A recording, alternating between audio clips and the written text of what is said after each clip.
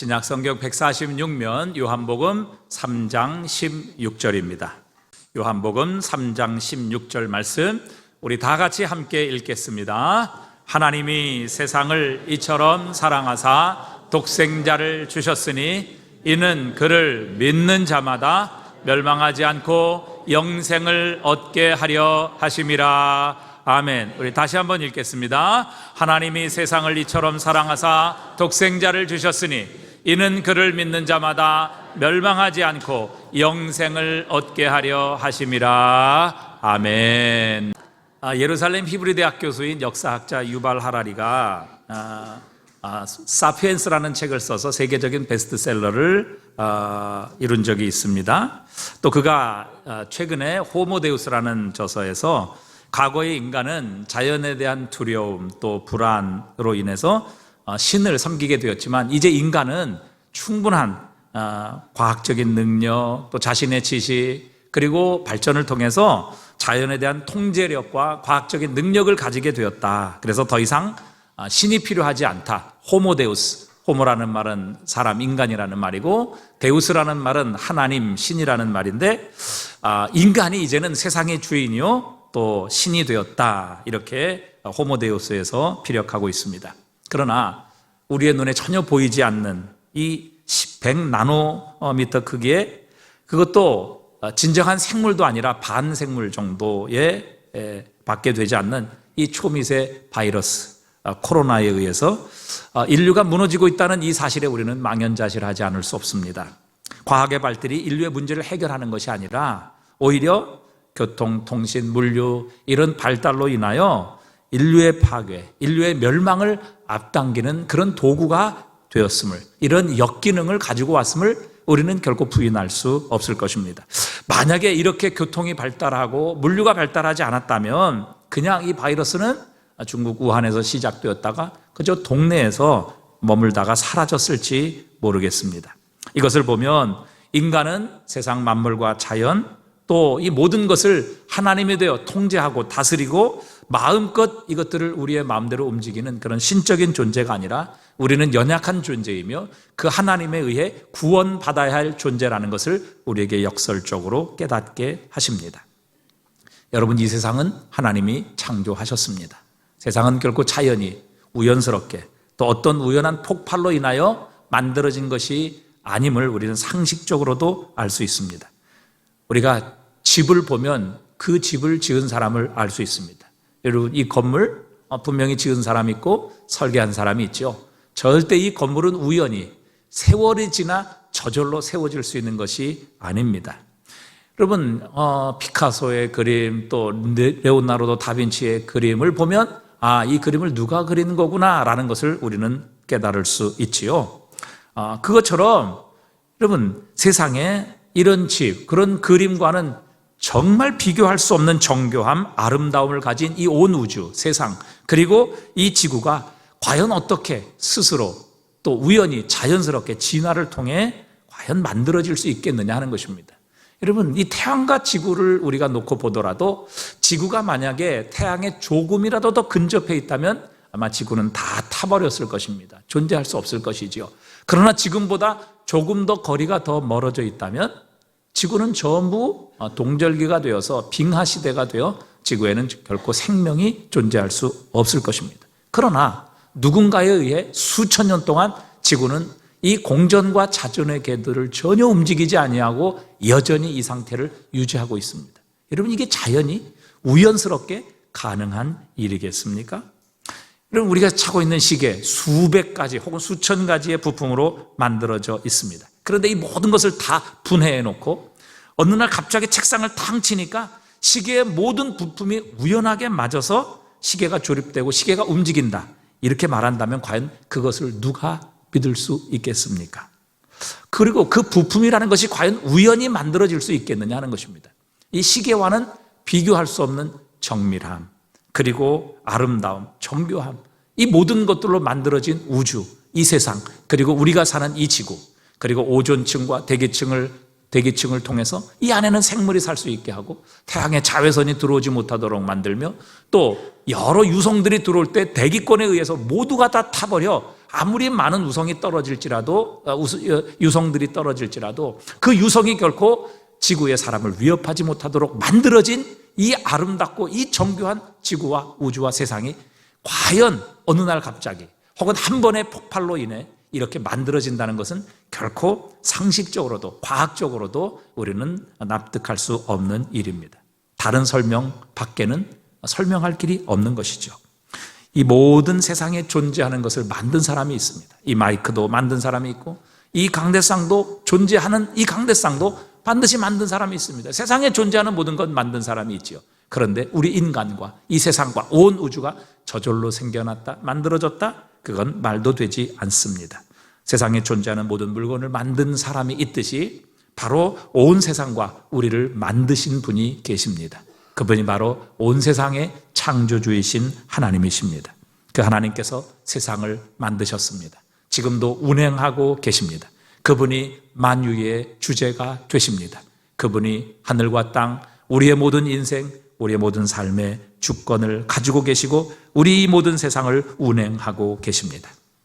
그런데 온 세상 만물을 창조하시고 또 우리 인간의 생과 사, 화와 복의 주권을 가지고 계시는 하나님께서 오늘 요한복음 3장 16절을 통해 우리에게 선언하십니다. 하나님이 세상을 이처럼 사랑하사 독생자를 주셨으니 이는 그를 믿는 자마다 멸망하지 아니하고 영생을 얻게 하려 하심이라. 하나님의 놀라운 선언이죠.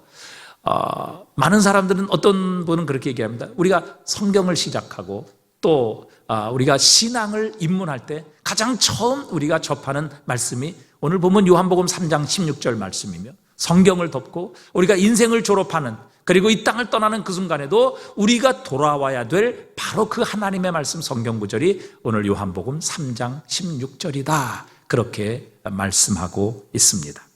오늘 본문은 이렇게 선언하십니다. 하나님이 세상을 이처럼 사랑하사. 여러분, 죄란 무엇입니까? 도대체 죄가 무엇입니까? 성경에서 이 죄는 헬라어로 하마르티아라는 단어를 쓰는데 이 하마르티아라는 단어는 관역을 벗어남이라는 그런 뜻을 가지고 있습니다. 마치 우리가 총을 쏘거나 화살을 쏠 때 관역을 세워놓고 그 관역에 총과 화살을 맞추는 것이죠. 그런데 이 죄라는 것은 바로 그 관역을 벗어남이라는 의미를 가지고 있습니다. 하나님께서는 이 온 세상을 창조하시고 우리 인간을 창조하실 때 분명한 목적을 가지고 창조하셨습니다. 바로 하나님의 영광을 위해 우리를 창조하셨습니다. 그리고 우리가 그 하나님의 영광을 우리의 인생의 관역으로 우리의 목적으로 삼고 살아갈 때 우리는 가장 행복한 삶, 가장 능력 있는 삶을 살아갈 수 있습니다. 기차가 레일 위를 달릴 때 가장 자유롭고 가장 실력을 발휘할 수 있는 것처럼 우리가 하나님의 영광에 초점을 맞추고 그것을 우리의 인생의 목적으로 삼고 살아갈 때 우리는 가장 행복한 삶, 그리고 능력 있는 삶, 자유로운 삶, 그리고 축복의 삶을 살아갈 수 있습니다. 그런데 죄가 무엇입니까? 관역을 벗어나는 것입니다. 그래서 우리가 하나님의 영광이라는 그 관역, 그 목적이 아니라 전혀 다른 관역을 목적으로 인생을 살아가는 그것을 성경은 죄라 그렇게 표현합니다. 그래서 어떤 사람은 돈을 인생의 관역으로 삼고 살아갑니다. 모든 인생의 목적과 초점을 돈에 맞춥니다. 그리고 어떤 사람은 권력에, 어떤 사람은 세상 사람들의 인기와 또 인정에 우리의 삶의 관역을 맞추고 살아가는 것이죠. 내가 저 관역을 맞추기만 하면, 내 인생이 저 관역 속에 들어가기만 하면 나는 행복할 것이다, 나는 기쁠 것이다, 나는 만족할 것이다. 그런데 결코 그렇지 않습니다.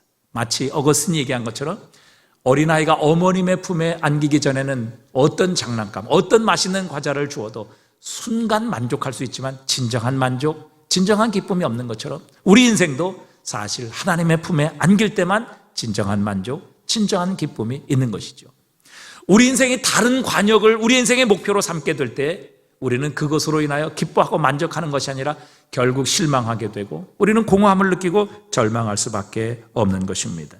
바로 이 잘못된 관역을 우리의 인생의 목표로 삼고 살아가는 것, 그것이 바로 죄라. 그래서 우리는 이 죄로 말미암아 행복하지 않습니다. 기쁘지 않습니다. 진정한 만족을 누릴 수 없습니다. 순간적인 쾌락을 느낄 수는 있어도 진정한 만족, 영원한 기쁨을 우리는 맛보지 못하는 것이죠. 그리고 우리가 하나님의 영광이 아닌 다른 세상의 것을, 우리의 욕망을 관역으로 삼고 살아갈 때, 여러분, 세상은 이 죄로 말미암아 점점 더 파멸되어 가고 있습니다. 인간도 파멸되어 가고요, 우리의 영혼도, 이 세상도 파괴하고 망가져 가고 있습니다. 하나님이 심판하지 않으셔도 여러분, 인간의 욕망을 따라 살아가는 이 세상을 그냥 놔두신다면 우리는 머지않아, 여러분, 세상은, 우리 인생은 망하게 될 것입니다. 하나님께서 심판하지 않아도 핵과학자들이 설정한 세계 멸망의 시각은 지금 90초밖에 남지 않았다고 합니다. 이대로 그냥 놔두면 90초만 지나면 여러분, 세상은 여러 가지 자연적인 인간의 죄로 말미암아 파괴되고 멸망될 수밖에 없다는 사실이죠. 그러나 하나님께서 우리에게 복된 소식, 복음을 전해 주셨습니다. 그것이 무엇인가 하면 이 온 세상을 창조하신 하나님, 이 온 세상의 능력을 가지고 계신 그 하나님께서 우리를 사랑하신다는 사실입니다. 하나님이 세상을 이처럼 사랑하사, 하나님께서 우리를 사랑하지 않으셨다면 우리는 벌써 우리의 죄로 말미암아 심판을 받았을 것입니다. 사랑의 가장 큰 특징 중에 하나는, 사랑은 오래 참는 것입니다. 여러분, 자녀 속 썩인 일 많으시지요? 마음에 들지 않는 일 많으시지요? 그러나 참습니다. 기다려줍니다.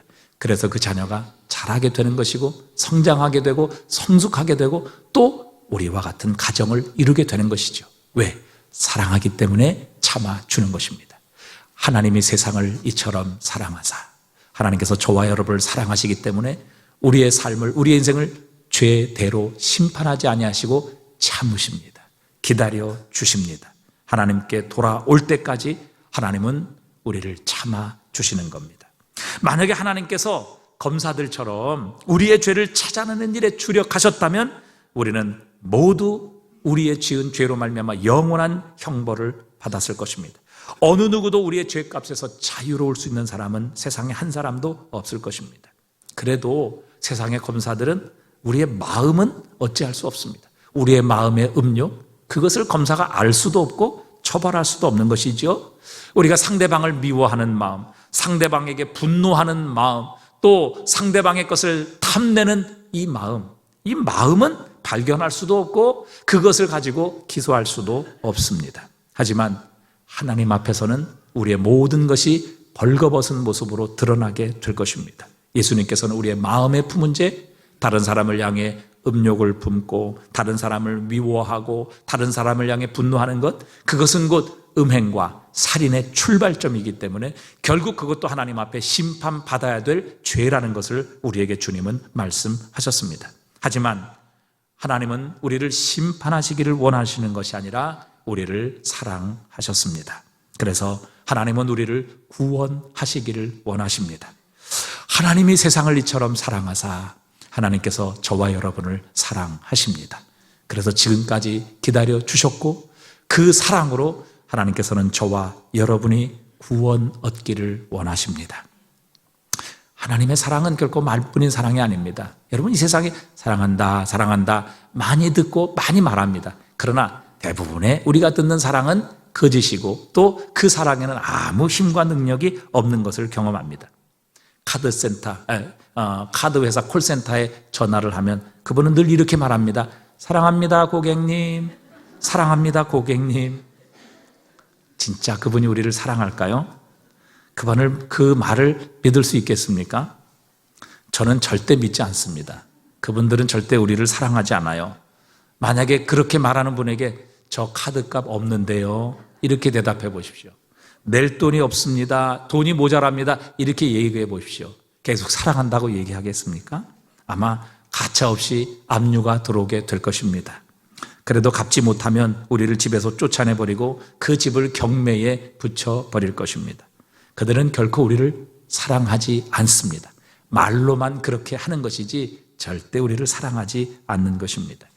어떻게 압니까? 어떻게 증명할 수 있습니까? 그들은 결코 우리를 위해 희생하지 않기 때문입니다. 사랑은요, 절대로 말로 되는 것이 아닙니다. 사랑은 얼마나 희생하느냐에 따라 그 사랑이 진짜 사랑인가, 그리고 그 사랑의 크기와 넓이와 높이를 우리는 측정할 수 있습니다. 그런데 하나님이 세상을 이처럼 사랑하사 누구를 주셨습니까? 독생자를 주셨습니다. 독생자, 하나밖에 없는 아들, 독자라는 말이죠. 물론 하나님께서는 우리 인간처럼 하나님의 아들 예수님을 출산하시거나 이런 분이 아니시죠. 하나님의 아들 예수 그리스도는 영원 전부터 계셨고 영원 전부터 영원까지 그분은 계시는 분이십니다. 신적인 존재이기 때문에 우리의 존재와 방식과는 다른 분이죠. 하나님의 아들 하나밖에 없는 독생자를 우리에게 주셨다, 이렇게 말씀하십니다. 그래서 하나님의 사랑은 우리가 의심할 수가 없습니다. 왜? 우리를 위해 그분의 하나밖에 없는 아들 독자를 내어 주셨기 때문입니다. 왜 하나님께서는 우리를 위해 독자까지 내어 주셨을까요? 그분이 그분의 독생자를 내어 주시지 않아도 우리와 세상을 구원하실 수 있다면 굳이 이 희생을 치르실 일이 없으셨을 것입니다. 그분이 기적을 통해서, 그분의 능력을 통해서 우리를 죄에서 구원하시고 우리의 죽은 영혼을 살리실 수 있다면, 우리의 죽을 몸도 다시 살리실 수 있다면 하나님께서는 그분의 자신의 생명과 같은 아들을 내어주시지 않았을 것입니다. 그러나 하나님께서 우리를 죄에서 구원하시는 유일한 방법은 바로 그분의 독생자를 우리를 위해 내어주시는 이 방법밖에 없기 때문에 하나님이 우리를 사랑하셔서 독생자를 주신 것입니다. 어제 우리 콘스탄틴과 스베타 집사의 이제 7살 난 아들 유진이의 장례를 치루었습니다. 우리 모두 참 마음이 아프고 가슴이 미어졌습니다. 지난주 목요일 응급실에 들어가게 됐고 심장이 2번이나 멈췄습니다. 여러 가지 고비가 있었지만 8일 동안 잘 버티고 견뎠는데 8일째 되는 날 이제 그의 심장이 멈췄고 하나님께서 유진이를 하나님의 품으로 데려가셨습니다. 우리는 이 아이를 살려달라고 하나님께 간절히 기도했지요. 하지만 우리는 하나님의 뜻을 다 이해할 수 없습니다. 하나님께서 왜 그 7살 아이를 하나님의 품으로 먼저 데려가셨는지 우리는 그 하나님의 높은 지혜, 그분의 방법, 그분의 생각을 다 깨달을 수 없습니다. 우리는 지금 여기만 볼 수 있지만 하나님은 영원을 보시기 때문에 그 영원 가운데서 사랑하는 그 7살 날 아들을 주님의 품으로 데리고 가셨습니다. 그것이 끝이 아닐 것이지요. 반드시 우리 앞에 부활의 모습, 영광스러운 모습으로 다시 데리고 오실 소망이 우리에게 있는 것입니다. 어제 장례식에서 아빠는 슬퍼하는 우리 모두를 위해 오히려 이렇게 고백하며 간증하고 우리를 위로해 주었습니다. 하나님께서 이렇게 사랑스럽고 귀한 아들을 7년 동안 자신의 가정에 자신들과 함께 있게 해주신 그 하나님께 감사를 드렸습니다. 그리고 슬퍼하고 오열하는 우리 모든 성도들을 향해 슬퍼하지 말라고, 유진이는 이미 천국에 들어갔고 우리도 그 천국에 곧 갈 텐데 우리보다 조금 일찍 갔을 뿐이지 우리가 이것으로 인하여 슬퍼할 필요가 없음을 오히려 우리에게 위로를 보내주었습니다. 저는 자식을 잃은 부모의 마음이 어떨까 한번 헤아려 보았습니다. 과연 부모가 유진이를 살릴 수 있다면 무슨 일이든지 하지 않았겠습니까? 심지어 자신의 생명을 들여 유진이가 살아날 수 있다면 아마 부모는 기꺼이 자신의 생명을 데려가 달라고, 대신해 달라고 그렇게 하나님께 간절히 기도했을 것입니다. 자신보다 먼저 자식의 죽음을 보는 부모의 마음, 우리가 어찌 헤아릴 수 있겠으며 또 어찌 다 이해할 수 있겠습니까? 이것보다 부모에게 더 가슴이 찢어지는 이런 사건이 있을 수 있겠습니까? 왜 부모는 이것으로 인하여 아파하며 고통스러워하며 무슨 대가든 다 치룰 수 있다고 하나님 앞에 이야기할 수 있겠습니까? 그만큼 사랑하기 때문입니다. 저는 이 부모의 마음을 한번 헤아려 보며 하나님 앞에 왜 이 아이를 먼저 데려가셨을까 묵상하는 가운데 하나님께서 이렇게 말씀하시는 것 같았습니다. 얘야, 가슴 아프니? 슬프니? 고통스럽니? 내가 바로 너를 위해 한 일이 이것이란다. 나는 죄 없는 독생자, 완전한 나의 아들, 거룩하고 흠없는 나의 독생자 예수 그리스도를 너의 죄를 위해 십자가에 대신 내어 주었느니라.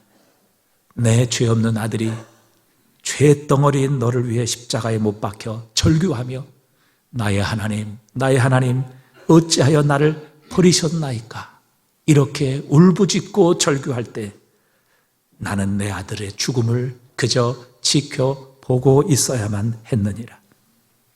내 아들이 죽지 않으면, 내 아들이 고통당하지 않으면, 내 아들이 십자가에서 손과 발이 찢겨지지 않으면 네가 살 수 없었고 네가 구원받을 수 없었으며 너를 살릴 수 없었기에 내가 내 아들을 너를 대신하여 십자가에 못 박았느니라. 그렇게 말씀하시는 주님의 음성을 듣는 것 같았습니다. 로마서 5장 8절은 이렇게 우리에게 가르쳐주고 계십니다. 우리가 아직 죄인 되었을 때에 그리스도께서 우리를 위하여 죽으심으로 하나님께서 우리에 대한 자기의 사랑을 확증하셨느니라. 여러분, 하나님은 저와 여러분을 사랑하십니다. 그것은 의심할 수 없는 진리이고 하나님께서 그것을 확실하게 보증해 주셨는데 그것이 바로 우리를 위해 십자가에 죽으신 예수 그리스도라고 우리에게 증거하고 있습니다. 하나님의 사랑이 의심스러우십니까? 하나님 나 얼마나 사랑하시느냐고 그렇게 묻고 싶으십니까?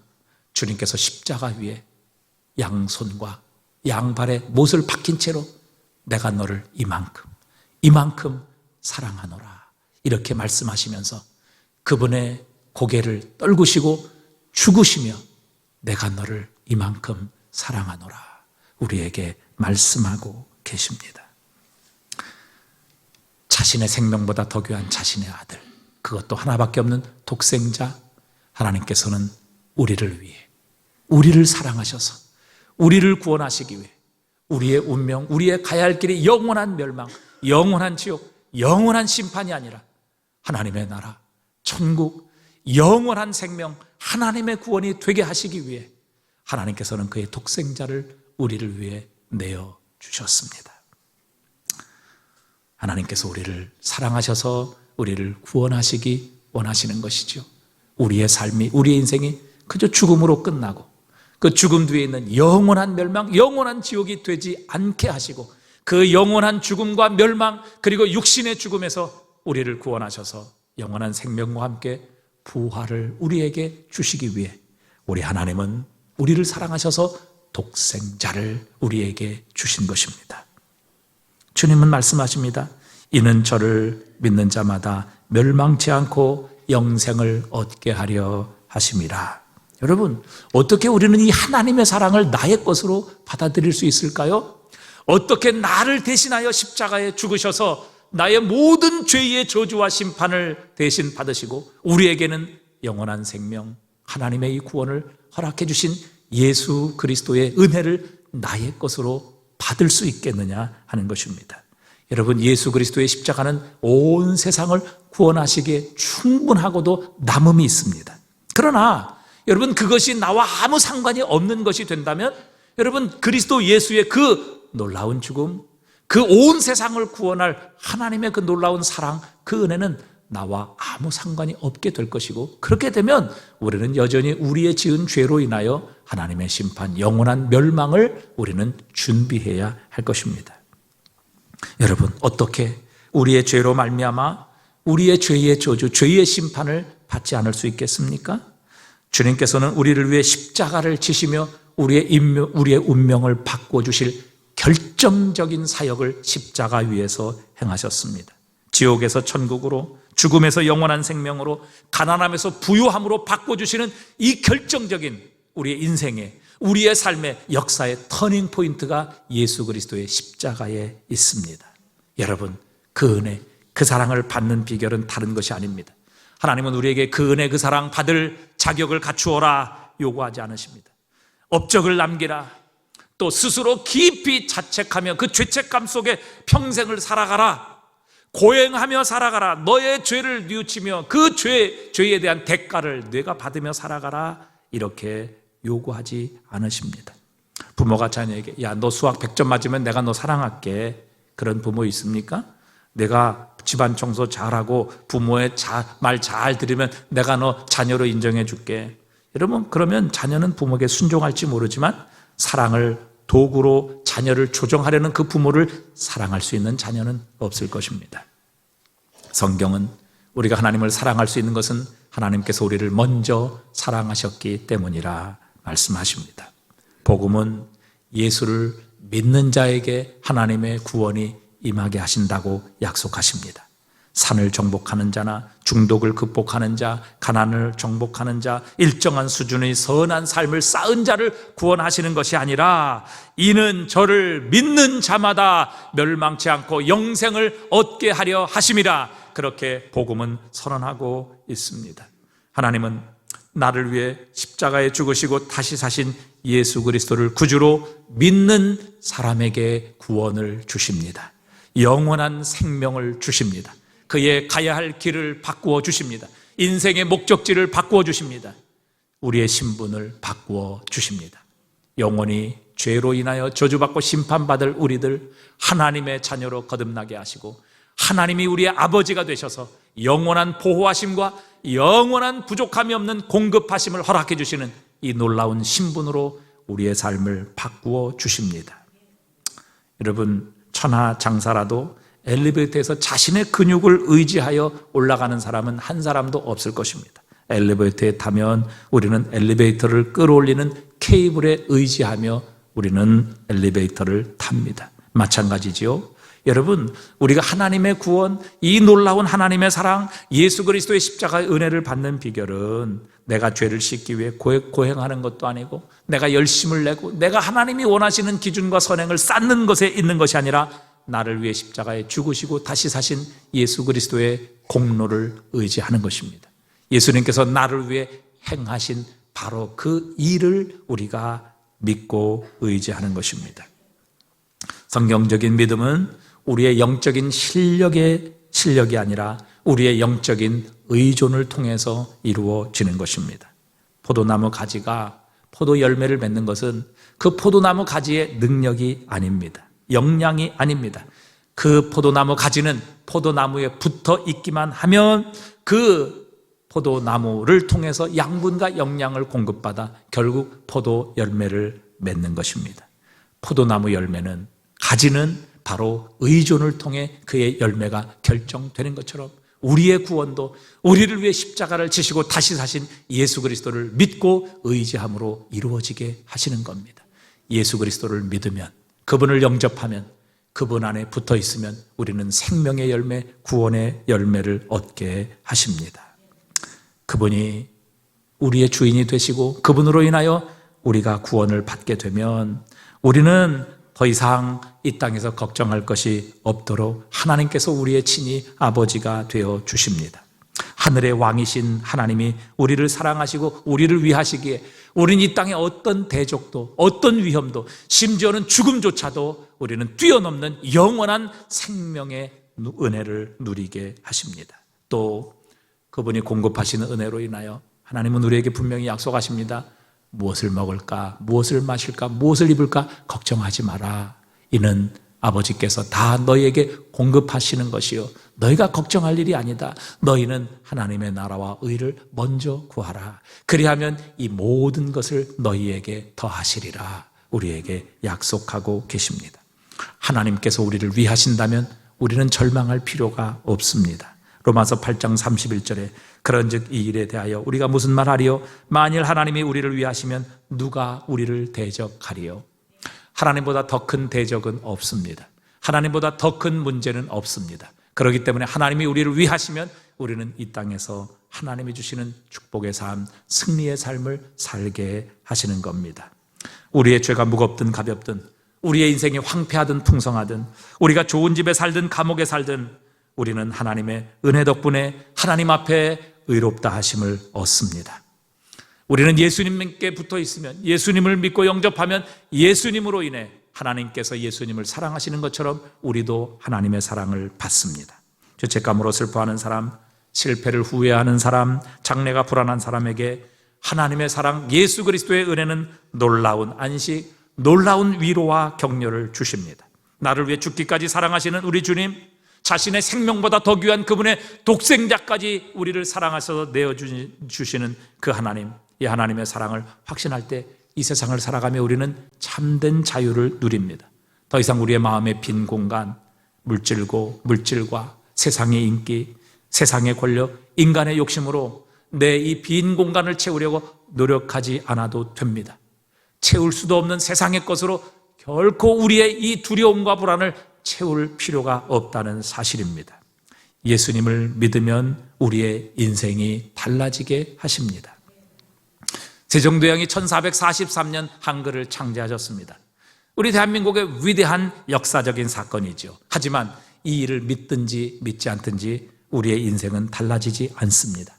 1814년 조지 스티븐슨이 증기기관차를 발명했습니다. 이것으로 인해 산업혁명이 일어났고 세계의 역사는 바뀌었습니다. 하지만 이것을 믿으나 믿지 않으나 우리의 삶은 달라지지 않습니다. 하지만 예수 그리스도를 믿으면 우리의 인생은 송두리째 달라집니다. 예수 그리스도를 믿으면 하나님의 생명이 우리에게 임하게 하십니다. 우리에게 새 생명을 주십니다. 하늘 생명을 주십니다.